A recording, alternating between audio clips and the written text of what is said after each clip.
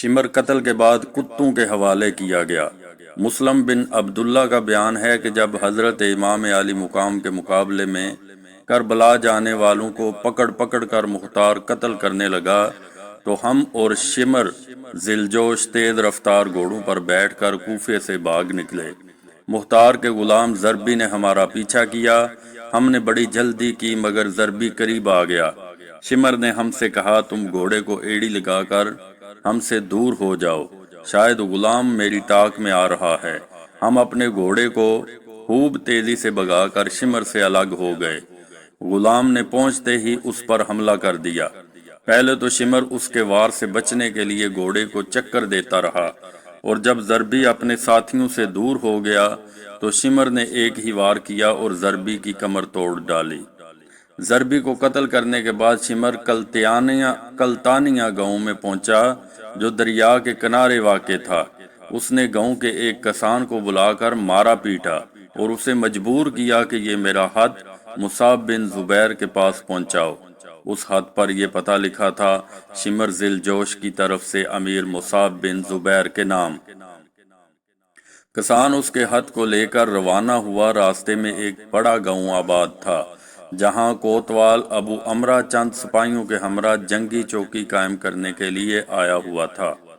یہ کسان اسی گاؤں کے ایک کسان سے مل کر شمر نے جو اس کے ساتھ زیادتی کی تھی اس کو بیان کر رہا تھا کہ ایک سپاہی ان کے پاس سے گزرا۔ اس نے شمر کے خط اور اس کے پتے کو دیکھا، پوچھا کہ شمر کہاں ہے۔ اس نے بتا دیا۔ معلوم ہوا کہ 15 کلومیٹر کے فاصلے پر ہے۔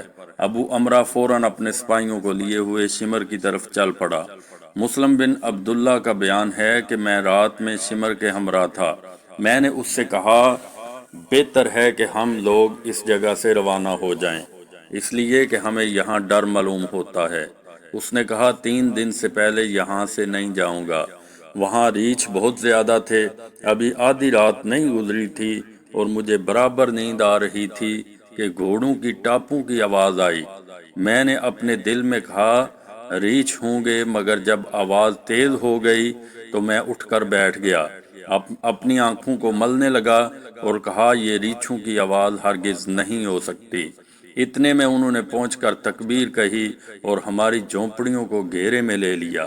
ہم اپنے گھوڑے چھوڑ کر پیدل ہی بھاگ گئے۔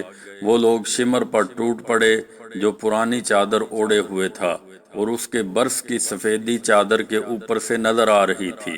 وہ کپڑے اور زرہ وغیرہ بھی نہیں پہن سکا، اسی چادر کو اوڑے ہوئے اس کا مقابلہ کرنے لگا۔ ابھی ہم تھوڑی ہی دور گئے تھے کہ تکبیر کی آواز کے بعد ہم نے سنا کہ اللہ نے حبیس کو قتل کر دیا۔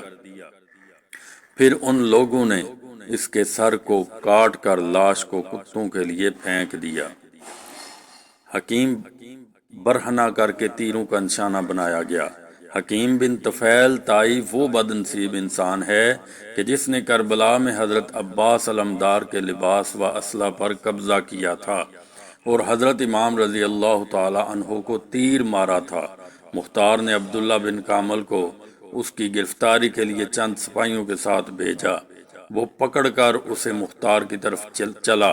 حکیم کے گھر والے عدی کے پاس فریادی ہوئے کہ آپ مختار سے سفارش کر کے اس کو چھڑا دیں۔ مختار عدی کی بہت قدر کیا کرتا تھا۔ وہ سفارش کے لیے مختار کے پاس گئے۔ وہ عدی کے ساتھ عزت سے پیش آیا اور انہیں اپنے پاس بٹھایا۔ عدی نے اپنے آنے کی غرض بیان کی۔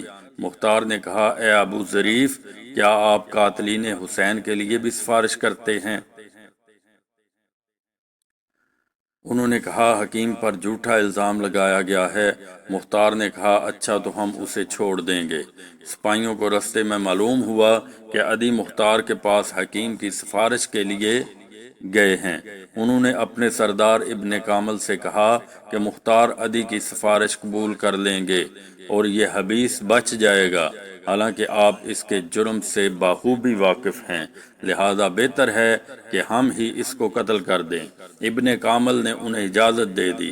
وہ لوگ حکیم کو ایک گھر میں لے گئے، اس کی مشقیں باندھ دی تھیں، اسے ایک جگہ گھر کھڑا کیا اور کہا تو نے حضرت عباس بن علی کے کپڑے اتارے تھے، ہم تیری زندگی ہی میں تیرے سارے لباس کو اتارتے ہیں۔ چنانچہ ان لوگوں نے اسے بالکل ننگا کر دیا، پھر کہا تو نے امام کو تیر مارا تھا، ہم بھی تجھے تیروں کا نشانہ بناتے ہیں۔ یہ کہہ کر انہوں نے اسے تیروں